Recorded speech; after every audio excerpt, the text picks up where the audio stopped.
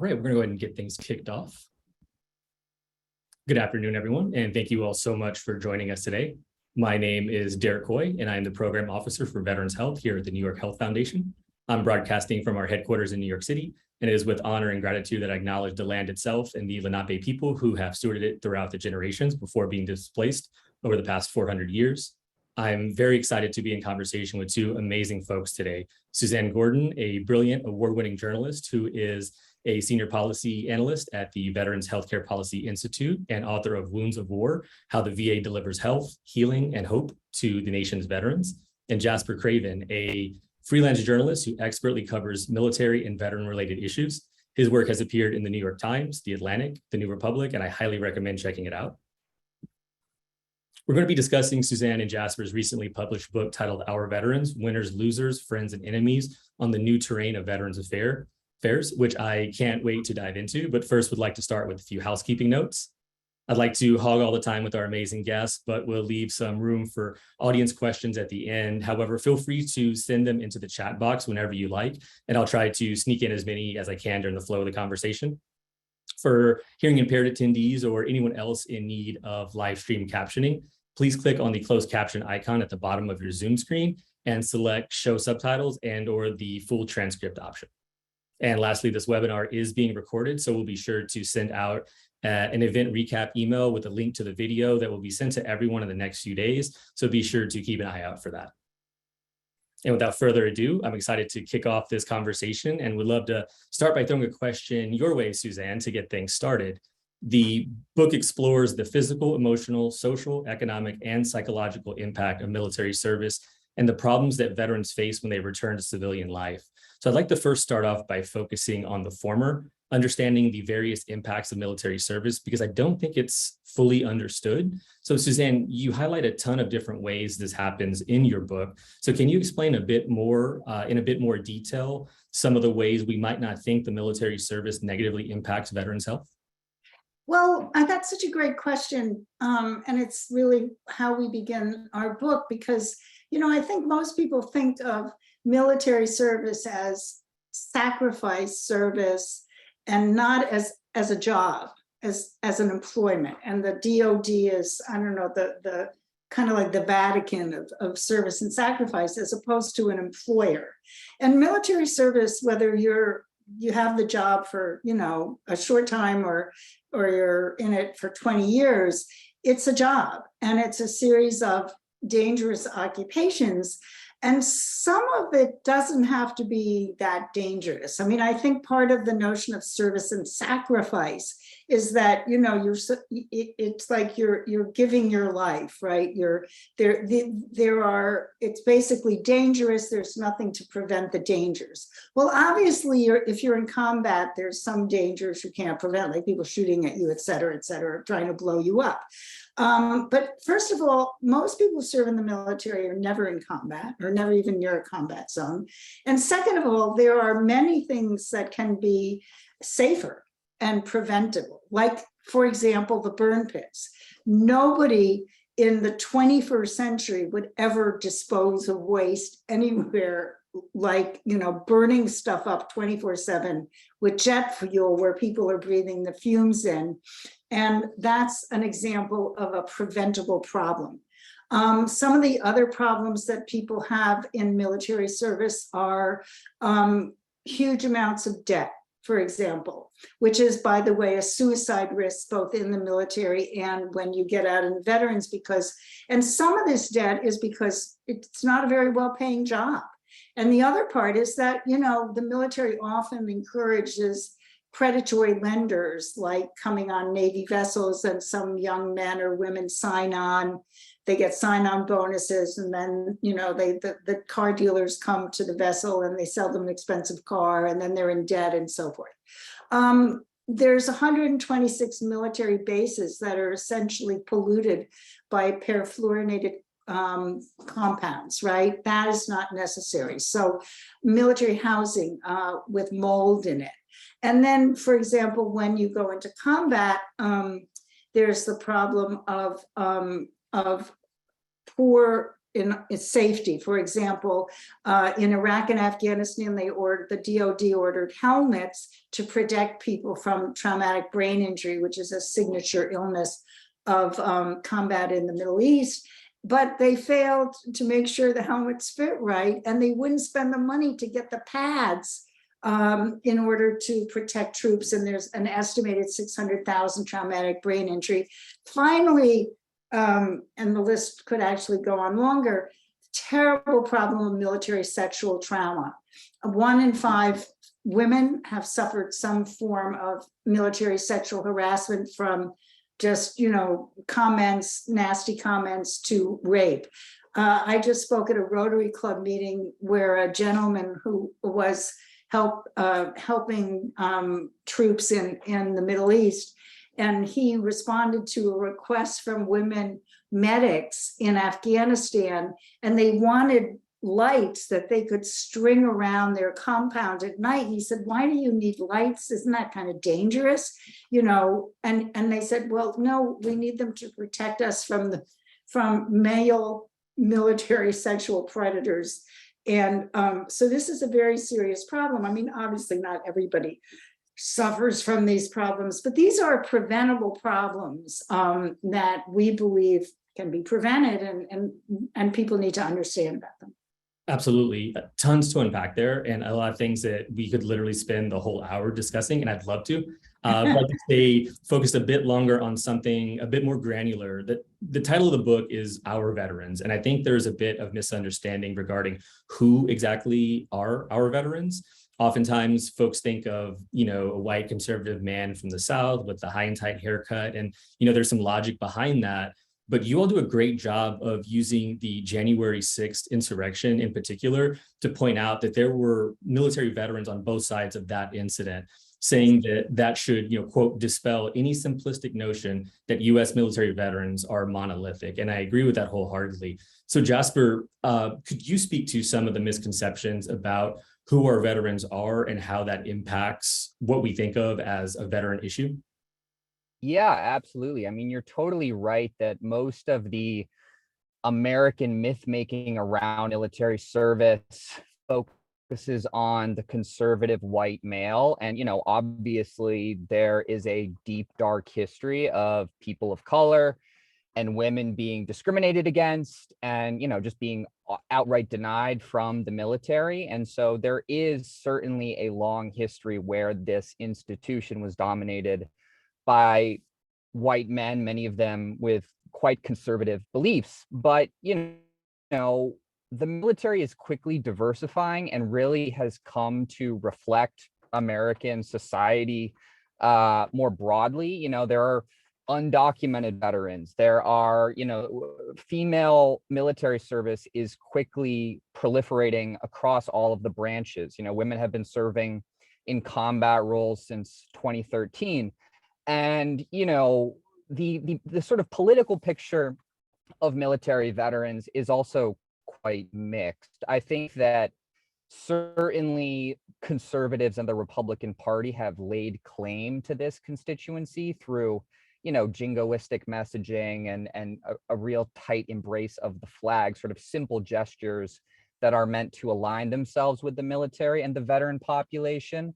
But, as we show in the book, there are veterans of all stripes who are fighting for, incredibly progressive political causes. Bernie Sanders saw incredible support among, the veteran community. And so it can be difficult to sort of break out of those conceptions, especially in the media. I think a lot of journalists are still sort of not totally aware of this changing complexion and often sort of rely on old tropes that take them into like smoky American Legion bars and sort of heighten these sometimes, frankly, fairly reactionary political beliefs as sort of representing the veteran community. But there's far more diversity than that. Yeah, absolutely. You touch on a lot of great points there, and I appreciate that. While we're chatting about misconceptions and veteran issues, I think this is a great time to plug two of your other books, Suzanne, The Battle for Veterans Healthcare and Wounds of War in particular, because these were pivotal in my understanding of one of the biggest factors regarding veterans' health, that being the Department of Veterans Affairs. I've always heard nightmare stories about VA healthcare and was always reluctant to use their services for anything I could access in the private sector. But since I'm a service-connected disabled vet, I've had to use VA on multiple occasions for a variety of different reasons. And I always viewed it negatively, but not because I actually experienced anything bad there. And I'm certainly not alone in that. However, I read Battle for Veterans Healthcare back in 2017, and it fundamentally changed the way I understand what VA is and what VA does. So first, I appreciate that so much for you being able to highlight that. So Suzanne, can you tell us a bit about the public conception regarding VA healthcare and what the objective reality is? Well, it's really fascinating. I'm so glad you asked that question. I mean, when I used to be able to go into audiences where you could in person ask people to raise their hands, I would always, start by asking people, how many of you think the VA is one of the most successful healthcare systems in the country? And before 2014, many people would raise their hands, and then afterwards, very few would raise their hands. And it's really the perception of the VA. I mean, in 2000 and in the beginning of the 21st century, the VA was hailed by Forbes and Harvard Business Review and Wall Street Journal and so forth as like one of the most successful healthcare systems in the country. And then George Bush came in and said, oops, this is not good, because that contradicted this idea that the hard right pushes, or often is pushed not only by the hard right, tragically, in this country, that government can do no good and the private sector can do no wrong. And of course, that's a completely ridiculous black and white perception. And so they really started shutting down in the Bush era good news about the VA. And then when Jasper, I know, is going to talk more about this, but when the Phoenix wait time problem emerged in 2014, the Koch brothers funded Concerned Veterans for America, which in my view is not a veteran service organization and doesn't really offer services, and it's just dedicated to VA bashing and to really, in fact, hurting veterans, because you're keeping veterans in need from the VA. And then the media discussion about the VA sort of switched. And now it's like, basically people believe that the VA is broken beyond repair. And in our very highly politicized environment, good news about the VA is never reported. Also, the people who do the reporting for the New York Times, the Washington Post, the Boston Globe, and so forth are not healthcare reporters. The Veterans Beat is military and foreign policy folks, so they don't really understand healthcare, which is, as you know, at your healthcare foundation, you have to understand healthcare to understand the VA. So people don't even know that the VA is not only a great healthcare system, and I'll talk about this in a sec, but also, that it has more missions than just giving clinical care to veterans. VA teaches 70% of American physicians and most other healthcare professionals in training. It runs the biggest research it's the biggest research powerhouse after the National Institutes of Health, and their research benefits us all. I mean, thank you, the VA, for my first shingles vaccine. If I was a smoker, thank you for the nicotine patch. One can go on and on. And then there's the fourth mission, which you all in New York experience, which is the VA's mission to serve as backup to the nation's healthcare system in times of national, regional, and local emergencies, which the VA did in COVID. I mean, one could spend an entire session, and it would be interesting, lessons learned from the VA during the pandemic. But in New York City, for example, they brought in folks to VA hospitals from overwhelmed New York, New Jersey hospitals. They sent staff from all over the country and so forth. And the thing is, it's the national healthcare system has, the best and most comprehensive electronic medical record in the country, but also they do coordinated care. So I'm going to end with just one little statistic. among many of the studies that show VA superiority, which we, by the way, have on our website at veteranspolicy.org.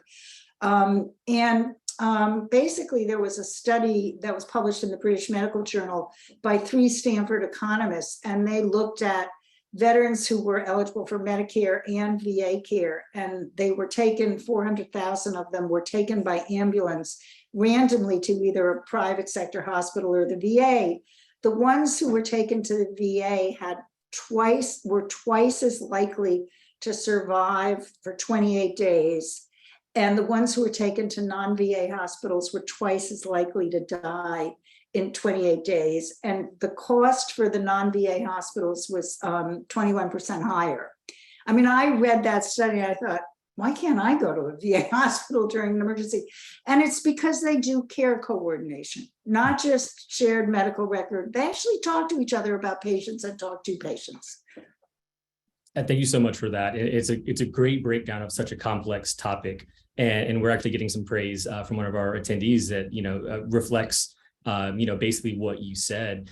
So thank you so much, Suzanne. And this reminds me of some great work done by folks like Alec Karakatsanis, who founded the Civil Rights Corps, where he points out that, currently we feel like New York is back in the Fear City days of the 70s because we've been inundated with news about, record high murder rates and crime rates, despite the fact that the former is at a near 40-year low and nonviolent crime has actually been declining. It's the same with shoplifting in San Francisco, being an epidemic, despite the fact that, wage theft in particular dwarfs all burglary, theft, shoplifting, and property crimes combined by a factor of about 5.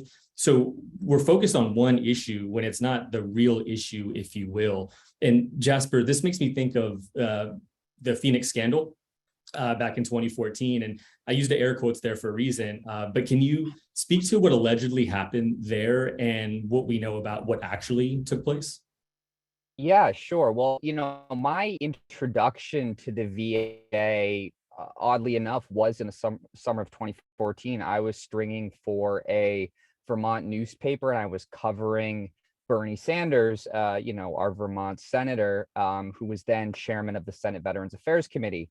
It was a quiet summer leading up to a big midterm election. And all of a sudden on the House Veterans Affairs Committee, the Republican chairman, a man named Jeff Miller, a former TV weatherman out of Florida, started hosting press conferences where he was making extremely inflammatory claims that veterans at a Phoenix VA hospital were dying, waiting for care, that the VA was covering it up, that this was a national issue, that there were at least 41 or 42 veterans he had confirmed who had died because they were being neglected.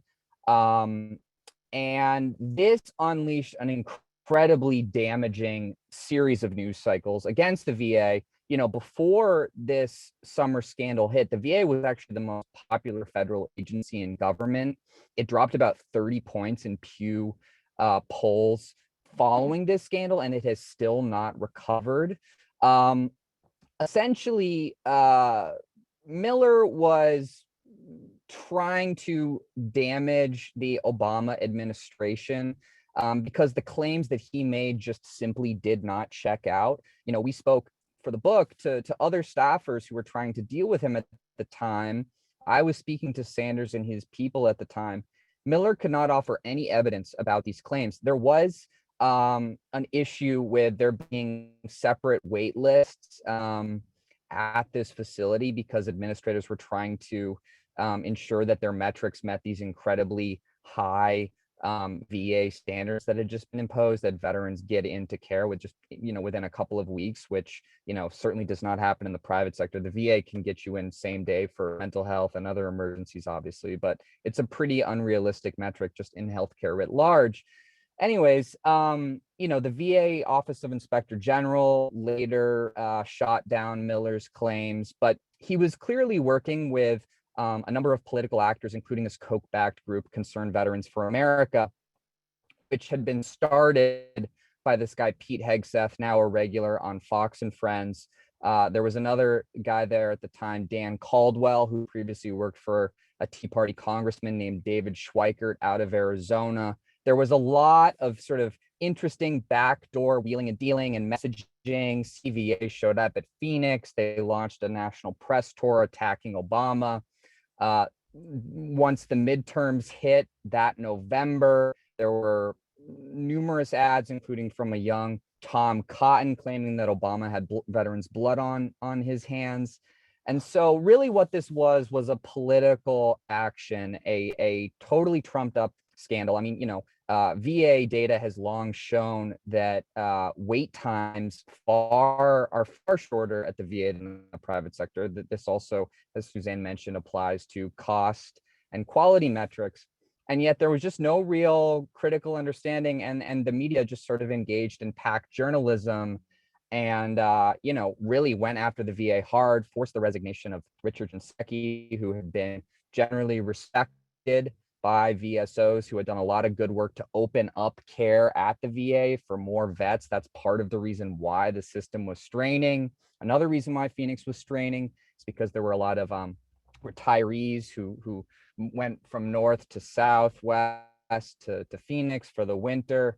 There was just none of this context included, and there also just wasn't the requisite effort afterwards to strengthen the system. Bernie Sanders and other lawmakers had wanted more money to hire more staffers far before Phoenix had happened. Republicans had not come on board.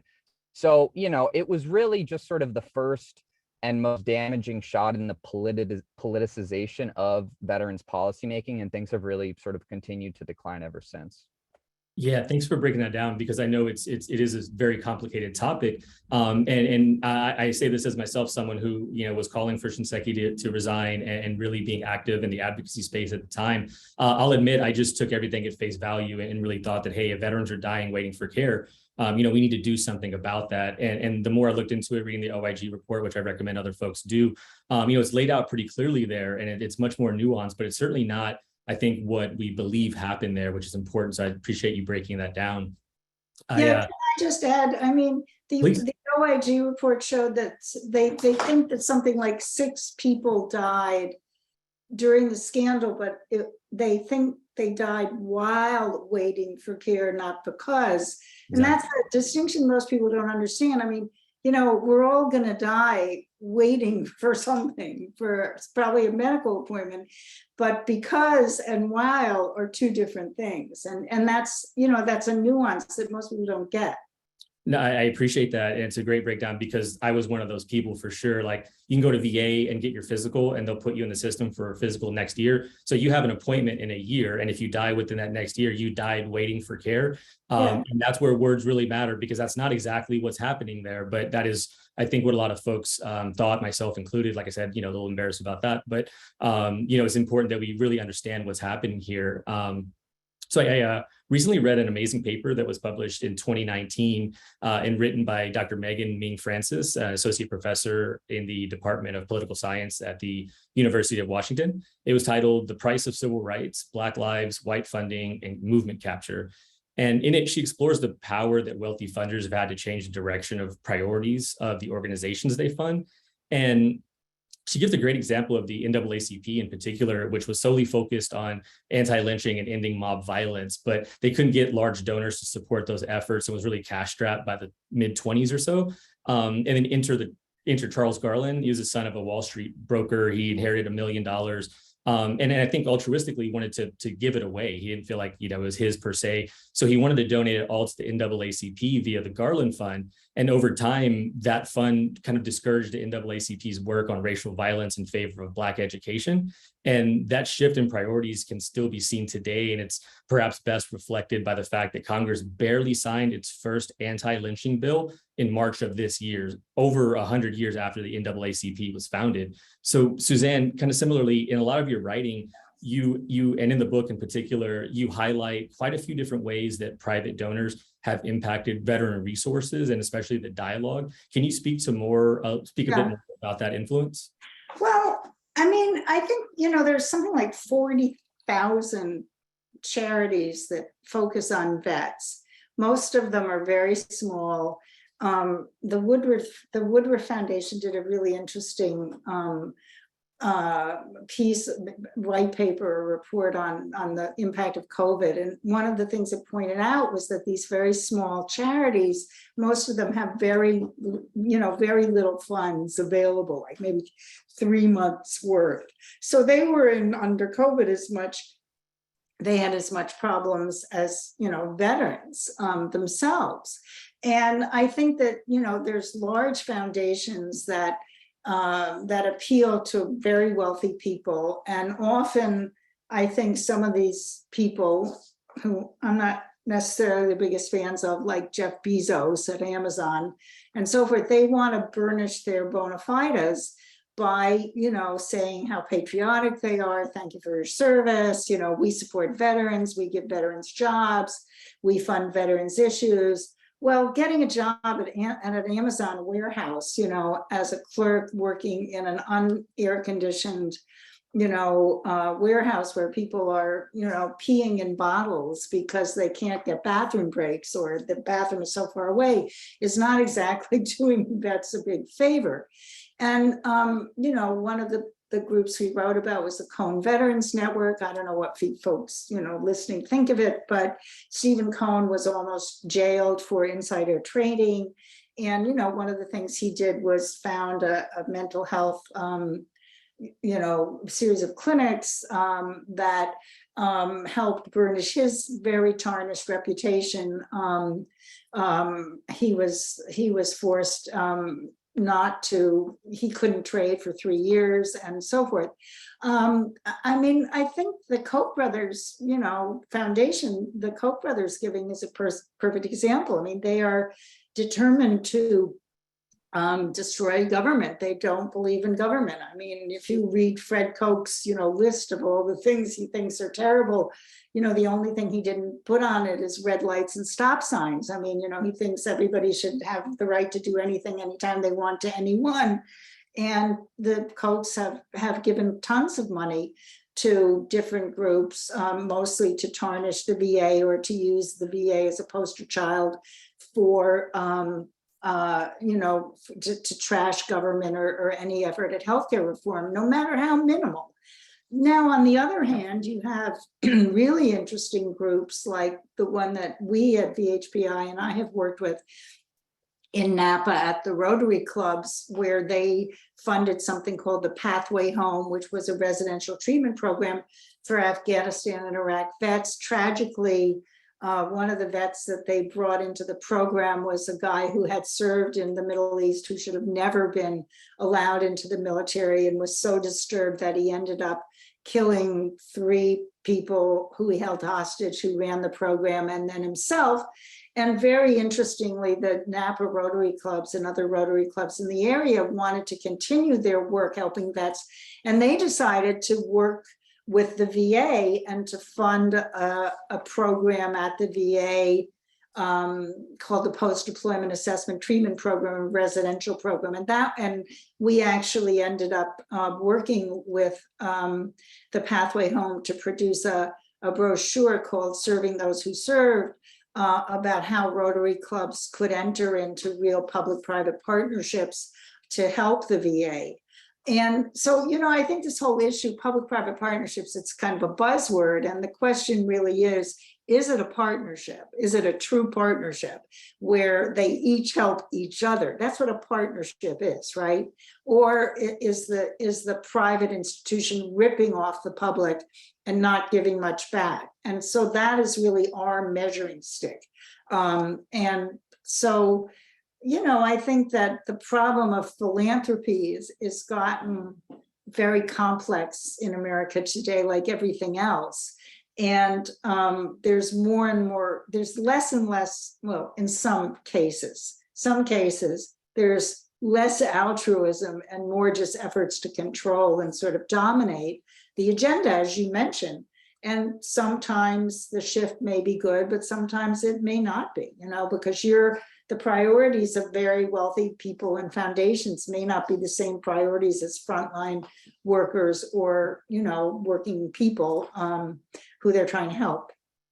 Certainly, no, and I think it's just like a common thread certainly throughout the book. And I think one of the great things that you both do is really explain that it's never just this simple. The idea that big philanthropy is good or bad, or VA is good or bad. You really have to talk about the specifics. So VA, again, to all the points you mentioned, cheaper care, higher quality, lower wait times, but also a pretty rampant sexual assault problem. But we don't know how to compare that to the private sector. So we don't know if it's better or worse, but we know it's an issue. And I think that's a common theme that we continue to see. I And mean, can I just interrupt? I mean, there's not a sexual assault problem in the VA. There's a sexual assault problem in the military.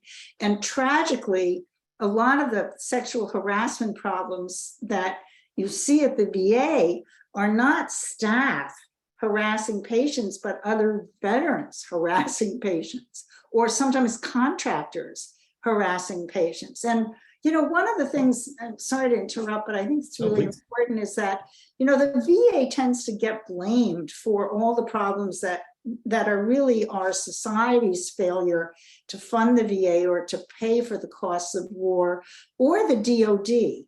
I mean, the VA did not invent military sexual trauma or fail to do enough to stop it. It's the DOD. The VA didn't send people on multiple deployments, to Iraq and Afghanistan because they wanted, like Rumsfeld wanted, a meaner, leaner, force to doing more with less. And the suicide crisis is the DOD. I mean, the VA is often a punching bag for Congress's failures, our failures as civilians, I think, to not really think this true. Somebody else is going and fighting. We don't have a draft anymore. So, go off and fight, Derek. And, well, thank you for your service when you come home. So I think we have to be very careful about how we look at where these problems begin. In healthcare, we have root cause analysis, that's right. And the root cause analysis, I mean, the VA, yes, obviously has problems. How could it not? It's a human institution. But a lot of these problems begin with, what happens when people are in the military. absolutely, and I appreciate that nuanced explanation. It reminds me of the Frederick Douglass quote where he mentions it's easier to build strong kids than it is to repair broken men. And the idea, if we weren't causing all these problems, then we wouldn't have to fix all of these problems. And kind of similar theme nowadays, maybe more so than ever, at least from my perspective, it seems like there are a ton of folks that are discussing the veteran community, their issues, solutions, challenges that they face. However, despite all that additional input, the conversation all seems to be focused kind of myopically on one issue in particular, if we want to call it that, and that of privatizing VA or not. And I think that's something that we hear a lot of. And it reminds me of a quote from noted linguist Noam Chomsky, where he points out that limiting the spectrum of acceptable opinion while also having a very lively debate within it, gives the illusion that we're free thinking, we're trying to address these issues, but we're really not having that nuanced discussion about virtually anything else. So, or let alone discussing what is actually important. And I think a great example of this is what unfolded around the Air Commission early this year. So Jasper, would love to know, can you tell us a little bit more about what the Air Commission is / was, maybe spoilers there, but what its goals is and kind of what the issues were that were surrounding it? Yeah, sure. Well, I mean, the Air Commission is sort of the most recent in a series of damaging policies that have been unleashed since this Phoenix scandal. Out of that 2014 law came the Choice Act, which essentially made it far easier for veterans to receive private sector care. Before that, for decades, veterans who, were determined to need care in the private sector by their VA docs, for a clinical reason, for a wait time reason, for whatever, they were given those services. This greatly sort of opened the door to care, including when it didn't necessarily make sense for clinical or wait time reasons. Then in 2018, the Mission Act was passed, which essentially made permanent those outsourcing programs. Also sort of snuck inside this this language to create this Asset and Infrastructure Review Commission. This was, of course, a Trump era priority, the Mission Act and the Air Commission, sort of modeled after the military BRAC style commissions that have occurred over the decades. And essentially it was to evaluate the VA's infrastructure footprint and offer guidelines for the future. Now, as this commission came together in recent months, as lawmakers in the VA looked to members to staff the commission, as they undertook market assessments, as they sort of planned out this program, there were a number of serious flaws that emerged. Perhaps most notably is the fact that the VA was collecting data on utilization at VA hospitals during the pandemic when utilization was so scrambled because of COVID. Obviously, a lot of people weren't coming in, they were doing telehealth. Meanwhile, ICUs were being inundated with sick veterans with COVID, as well as civilians who often were siphoned into VA hospitals when the private sector couldn't take them. Obviously, COVID was this incredible and remains an incredible challenge to America's healthcare system. It shows that we do not have the infrastructure writ large to deal with a pandemic. And, again, the VA sort of stepped in this really incredible way. I can't tell you how many stories I've read across the nation of VA offering PPE, ventilators, staff, and what that has meant is lives saved. Just a few months ago, during the winter, Iowa was completely overloaded. The private sector healthcare system in Iowa, they did not have one ICU bed in the entire state, but Sioux City VA did. And so a man who had COVID was taken into the VA there. He had a heart attack while he was suffering from COVID. The VA staff expertly dealt with all of that. He's made a full recovery. He credits the VA for saving his life. Never served in the military. The VA provided that infrastructure. And so, clearly there was this amazing feat that the VA performed during COVID in, continuing to offer regular primary care, mental health care, COVID for veterans and civilians. And yet these market assessments didn't account for any of that, and essentially, recommended closures all over the country, including in Manhattan and Brooklyn, that were, based on this flawed data. Also, did not account for the fact that, half of the veterans in America don't use the VA presently. And that's for a number of reasons. Some of the time, they don't, get in the system because they have a good private health plan with their employer.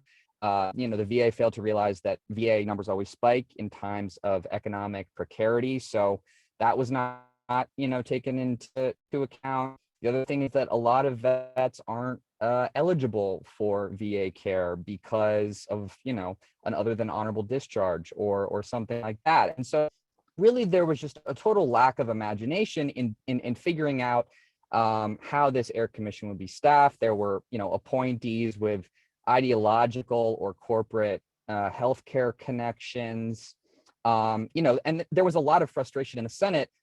Finally, a bipartisan group that included Mike Rounds, a Republican, and John Tester, a Democrat, as well as, people from across the spectrum, many of them from rural areas, because that's the other thing, is the VA is a incredibly critical healthcare infrastructure in rural areas. Oftentimes, vets, civilians don't have anywhere else to go.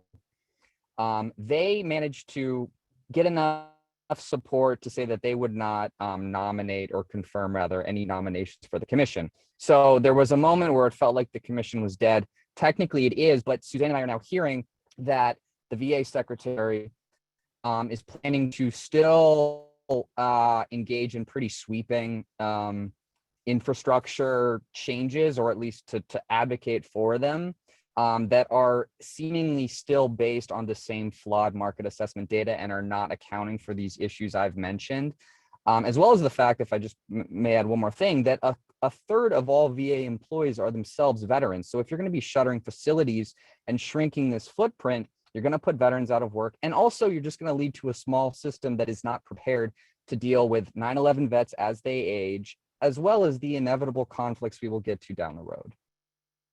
Jasper, thank you so much for that. Again, I think, like all these topics, incredibly complicated, but, a great way of breaking that down, but also I think offering up some more information because there's not a lot out there, unfortunately. So when we're talking about, VA versus private providers and all the associated conversations, at the end of the day, what I'm sure most folks joining us on the webinar today and the ones who are out active in the space that, really care, they really care about one thing in particular, and that's ensuring vets have access to the best care available in the timeliest manner. So Suzanne, you touched on this earlier, but if we know VA provides on average care that's usually of equal and oftentimes better quality than the private sector, what are some of the risks associated with VA purchasing more private sector care, and what issues have we been seeing and can maybe anticipate seeing more of? Well, and you raise the issue, Derek, of access, and the folks on the call, anyone in healthcare knows that the question isn't just access, it's access to what?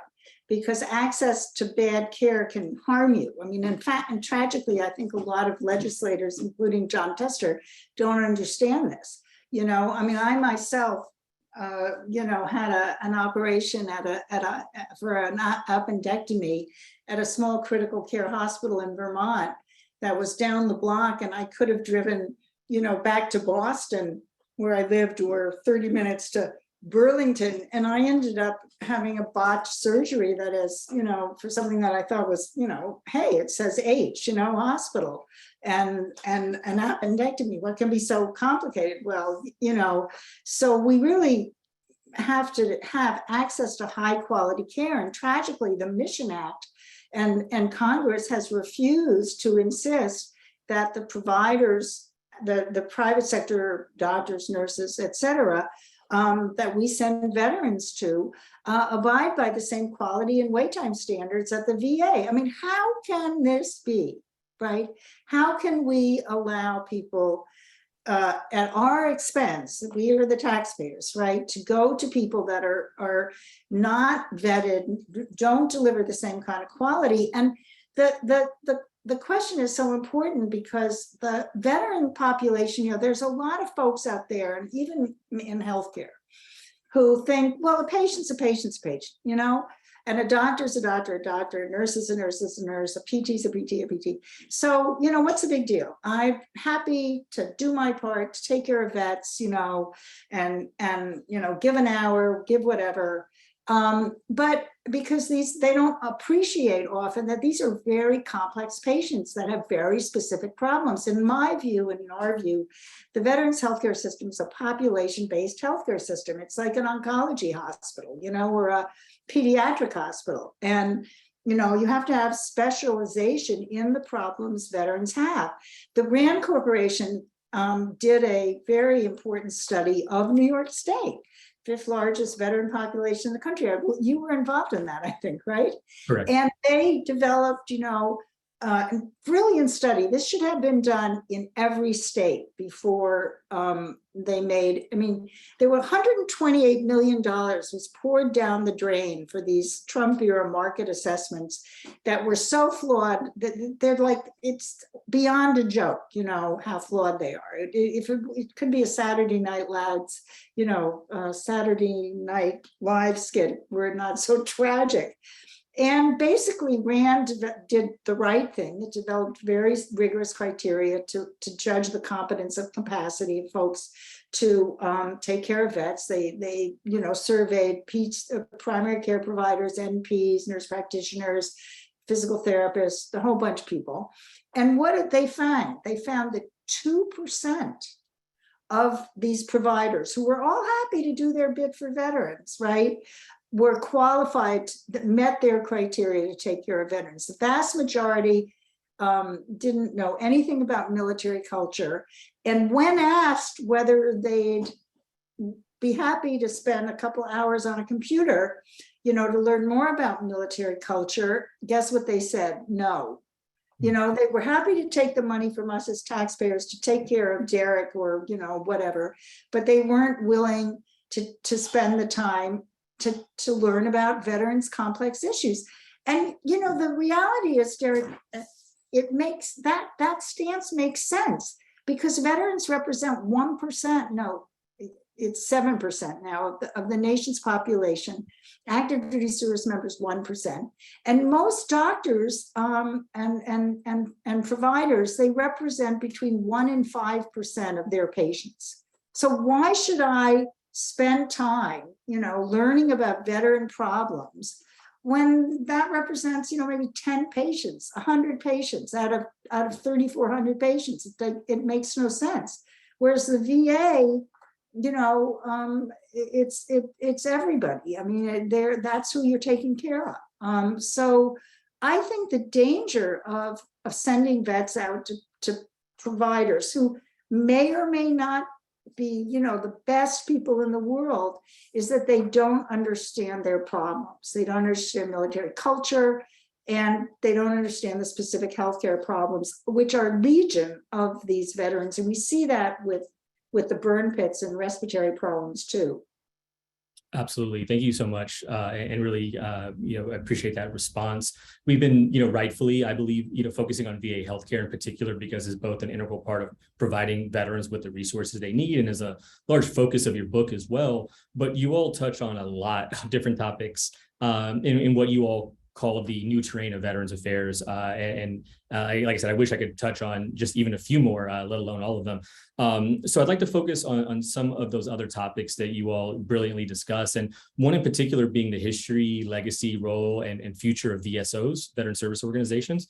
So Jasper, in the book, as well as in your excellent newsletter, Battleborn, which I highly recommend folks subscribe to, it's clear that you've had a really great finger on the pulse of VSOs for quite a while. So regarding this, you know, new terrain, if you will, what is the impact and issues associated with some of the newer VSOs, and what role do we see them playing?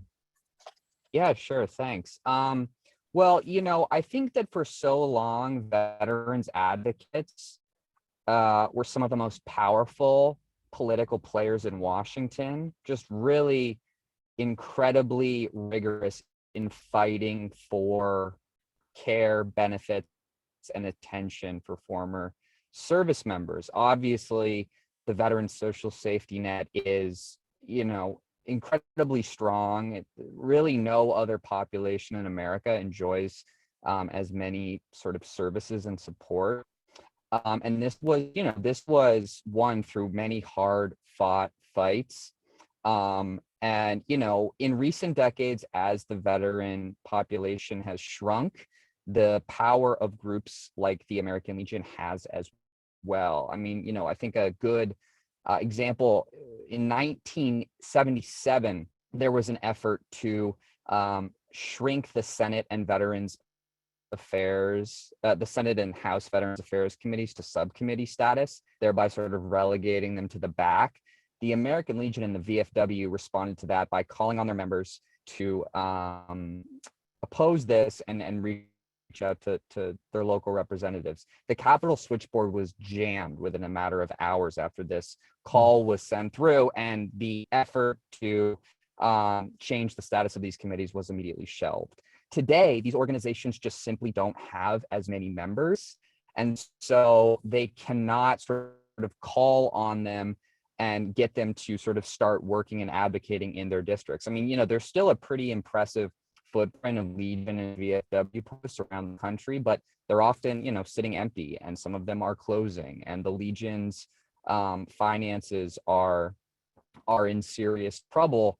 And so basically what happens in that environment is there is a vacuum that is often filled by ideological and corporate interests. So, you know, we were talking about CVA earlier, which is essentially an AstroTurf organization that does not have real members who are paying dues and who are engaged. It's just sort of got, you know, some well-paid policy folks who can skulk around Capitol Hill and, you know, bend some ears. You know, the other thing too, before the Choice Act, donations from healthcare interests to members of the House and Senate Veterans Affairs Committee in a cycle be about $2 million, which is still, you know, nothing to sneeze at, but Since then, donations from these interests have skyrocketed, more than doubled to $10 million easily in a cycle.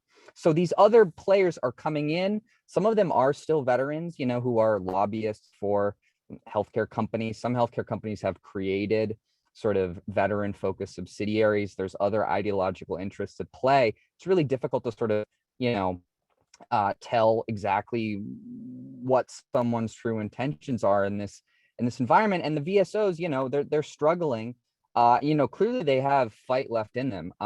There was a lot of persistent, aggressive, and really impressive advocacy around the PACT Act to provide healthcare and benefits to victims of burn pits. And I found myself really being inspired as vets were camping out, sleeping on the steps of Capitol Hill, keeping this image, image in the media and showing that they were not going to give up. So it's not to say as if this world of veteran service organizations is over, but it has been greatly weakened, to the point where these groups like the Legion, for instance, one could, the organization could once rely on dues from its members, and that was it. But in recent years, for instance, the organization took a $500,000 donation from a contractor called TriWest, which is basically the biggest player in the effort to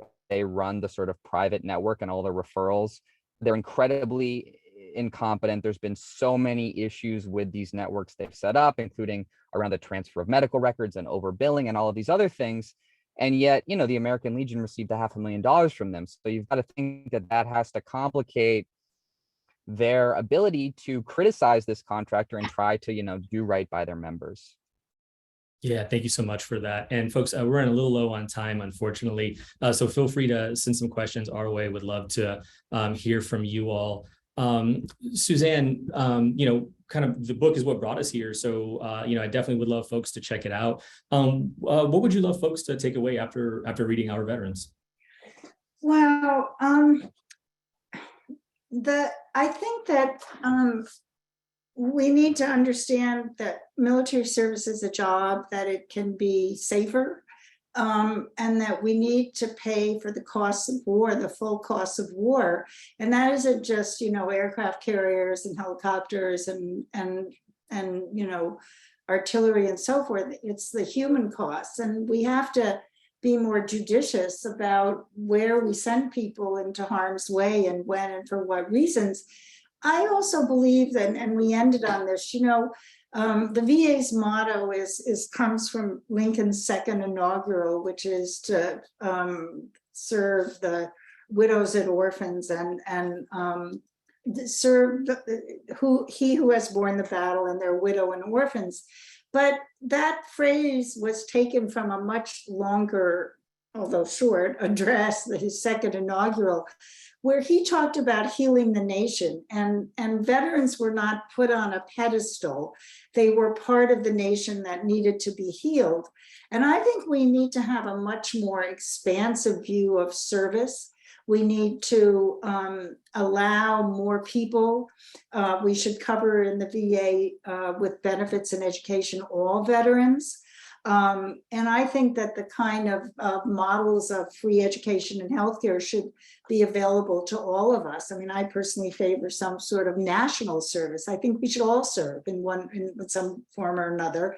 I'd also really, on the subject of the VSOs, I'd really like to see the VSOs like the DAV and the Legion and the Veterans of Foreign Wars and AMVETS include veterans who have these so-called other than honorable discharges. That would be, we are delivering punitive discharges. The military is giving punishing discharges to people who have mental problems and so forth that deny them VA coverage. And one of the ways that the old line service organizations could lead is to change their membership requirements so that people with these bad paper discharges could become members. But finally, I guess the message is we have to stop with the just pro forma lip service, thank you for your service. And we have to support the institutions that help veterans and their families and their communities. And really, we need, I personally believe, to all share in service to this nation and to really look at the vision of Abraham Lincoln's second inaugural and make it a reality for everyone in this country. Absolutely. Thank you so much for that.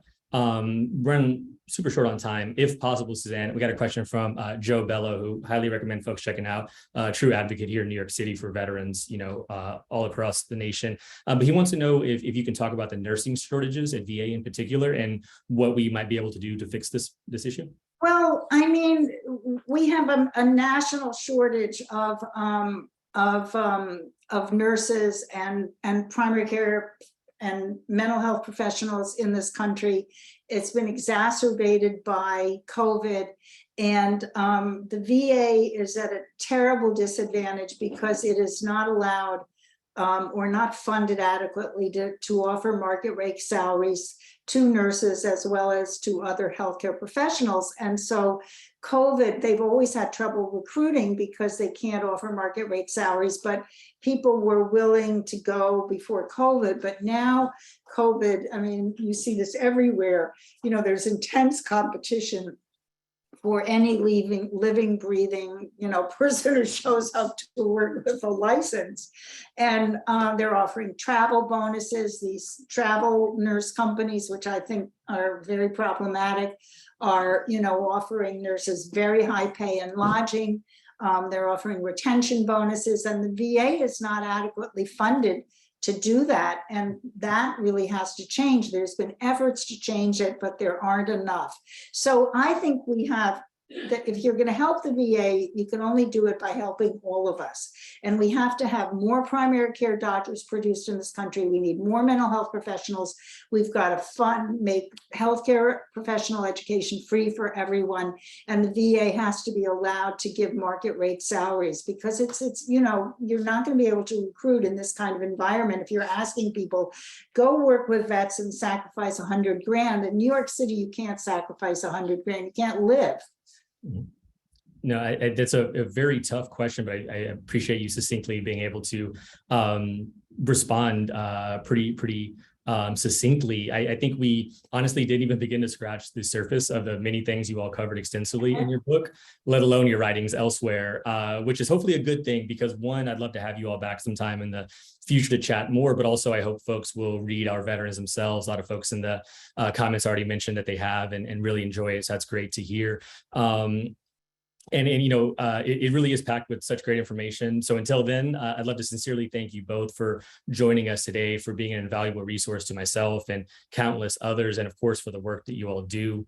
I'd like to also thank my amazing colleagues, Stephanie Fung and Michelle McAvoy, for all the behind the scenes work to make this happen. It's greatly appreciated. And of course, our attendees, thank you all for joining us today. I hope you all enjoyed the webinar and will be joining us next month on the 13th for an event that I'll be hosting with Jesse Gould, the founder of the Heroic Hearts Project, where we'll be discussing the role of psychedelics in treating veterans that have experienced trauma, which I'm super excited about, as well as another conversation with former New York City Health Commissioner and NYHealth visiting fellow Dr. David Choksi and the folks over at On Point NYC to discuss their groundbreaking work on overdose prevention centers to save lives and curb the opioid epidemic. So be sure to follow us on Twitter at NYH Foundation and myself at Classic Decoy, and sign up for our e-newsletter on our website for more details about any of these future events and other updates as well, if you haven't already. So again, thanks again to our amazing guests, Suzanne Gordon, Jasper, Craven, for joining us today. And thank you all for joining and participating this afternoon. And I hope everyone has a wonderful rest of your day. Thanks so much. Thank you. Thank you, Jerry. It was great.